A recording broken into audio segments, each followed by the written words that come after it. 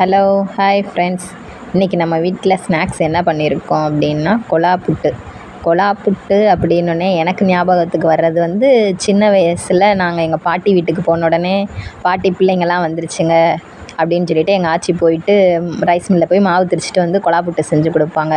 அந்த ஞாபகம் தான் எனக்கு வருது. இப்போ நான் வீட்டில் இன்றைக்கி பிள்ளைங்களுக்கு அந்த தான் செஞ்சுருக்கேன். எப்படி இருக்குதுன்னு பார்ப்போம். கொஞ்சம் கொஞ்சமாக தண்ணி ஊற்றி உதிரியாக பிசைஞ்சு வச்சுக்கணும்.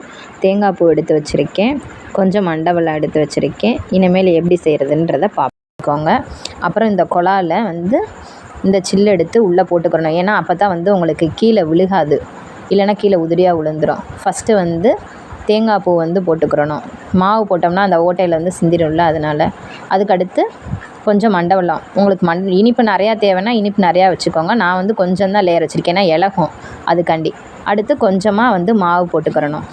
அடுத்து மூடி வச்சுட்டு தண்ணி ஊற்றி அந்த இதில் வச்சு மூடி வச்சிடணும். இப்போ வெந்துருச்சு. அடுத்து ரெடி ஆயிடுச்சு கொலா புட்டு. அருமையான கொலா புட்டு ரெடி ஆயிடுச்சு.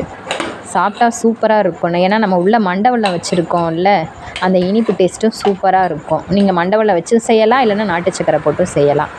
தம்பிக்கு வந்து கொடுத்தாச்சு. தம்பி சாப்பிட்டு பார்த்துட்டு எப்படி இருக்குன்னு சொல்லுவான். இப்போ எப்படி இருக்குன்னு சூப்பராக இருக்குமா. லைக் பண்ணுங்கள்.